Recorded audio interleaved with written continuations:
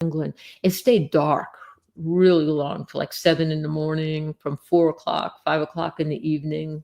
So the nights were long.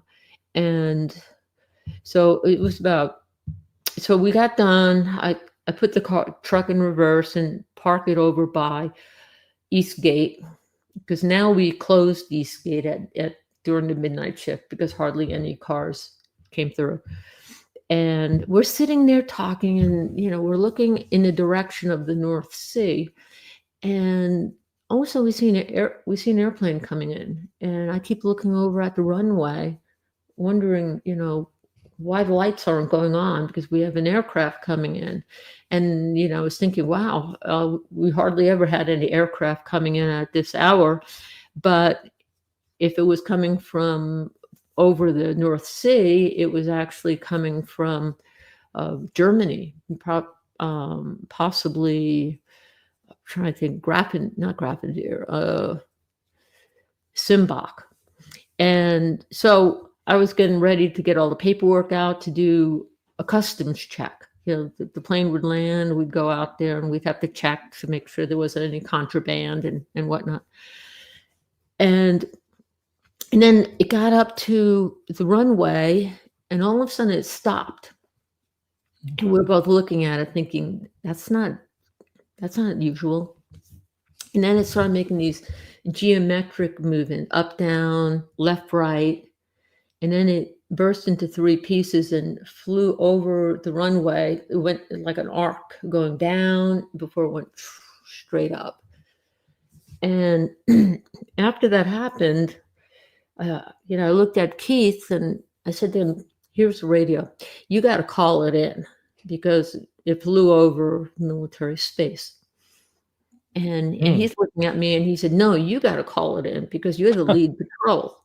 And then I'm like, yeah, but I'm the lead patrol, so I'm telling you to call it, So finally I realized I'm like not happy, because I've been dealing with the fact that there were a lot of guys that did not want me in law enforcement. They didn't, and personally, I didn't want to be in law enforcement anymore. And I was just. Why is that?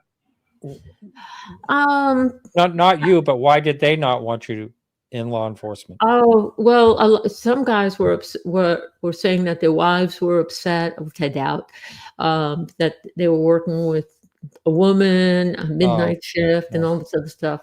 And I was told things like I should be barefoot and pregnant, and this is like nice. I'm looking at them like, no, I don't think so. I said, first of all, I'm only 18, and I have to go on a date first, and it's a lot of work. So but you could just you got Rehfeldt, you got 2 things against you. One, you're a woman; the other, you're a WAF, WAF, which is Women in the Air Force. Yeah. And of course, I correct him and I say, well, they don't use WAF anymore. That's not a good one. It's like I had no idea. But, and the other problem is that I grew up on Long Island. So I had a Long Island accent. It was a lot stronger than it is now. I would talk.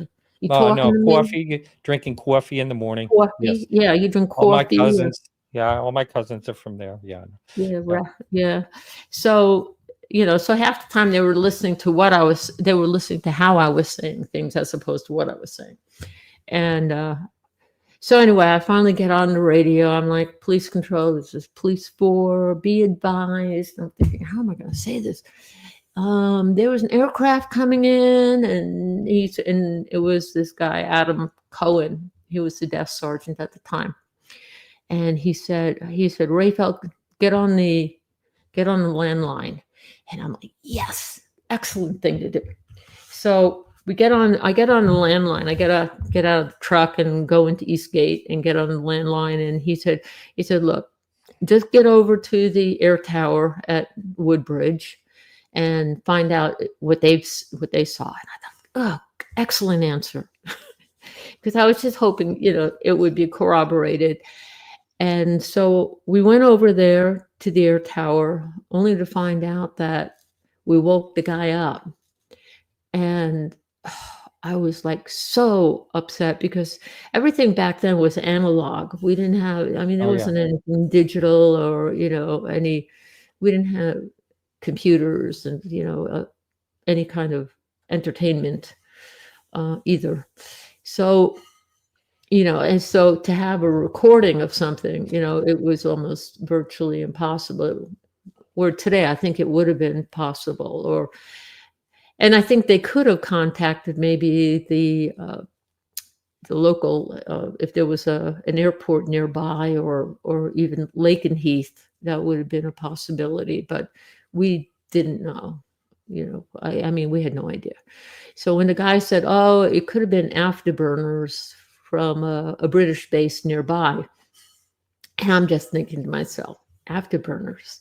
There's usually a sonic boom. It makes a That's right. noise. Yeah. This thing didn't make any noise. This thing made no noise whatsoever. And when I left the air tower, I'm walking out. The air tower was actually, you had to climb up this outside staircase, metal staircase, and then you'd get to the door, and you had to pound on it with your foot to get anybody to hear anything, who was going to answer the door.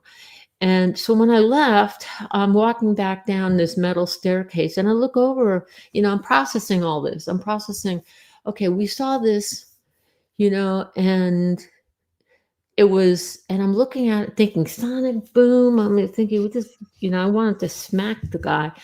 And, it didn't make sense. The whole thing just did not make sense. So Lori, and can I I'm looking interrupt you at, just for a second? I just wanted to ask you what you saw. First of all, Rodrigo sent me a video. We're going to play that. He's in chat and sent me the video of and this image right here in the background. Did it look anything at all like that? yeah. Well, I'd say the main circle. It's a really good picture.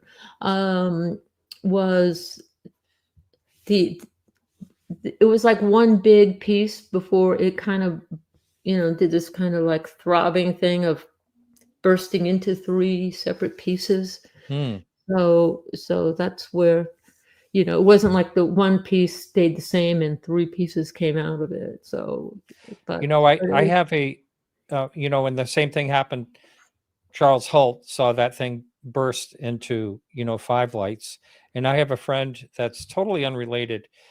He used to be on the Antiques Roadshow, and I was sharing an office with him. And he said, basically his UFO shot up toward the mountains and burst into 5 lights. And then it did a rotation. Like it was like they were communicating. The lights were communicating. I mean, so bizarre. yeah. So bizarre. But well, that's what I thought when it stopped. When it initially was coming in, it looked like an aircraft. It looked like actually it would have been the size based on the light. It was about the size of a cargo plane. And when it stopped and did this up, down, left, right, it was as if it was saying, "Oh man, we're being spotted." They see us, It was kind of like, what should we do? It's like, oh, okay, let's just go burst in 3 pieces. Let's get out of here, But I, it was really funny because for us, we were just trying to process it. It was, it was just something that we didn't expect, and it felt like it happened rather quickly. And but what happened was when I was leaving the air tower, all of a sudden it was starting to become daylight.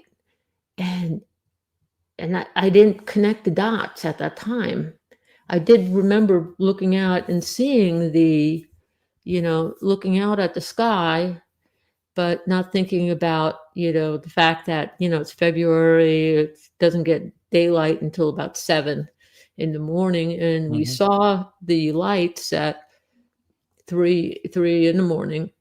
So it didn't make sense. So there was, you had missing time, basically. Yes, yeah, we definitely had missing time. And was it just you and Keith alone? Was there anyone else? No, it was just us. And but I found out later on Doc Rhodes, who was on the main gate at Woodbridge, he actually did see the lights from his point of view, and he noticed and he thought, "Wow, what an interesting light show."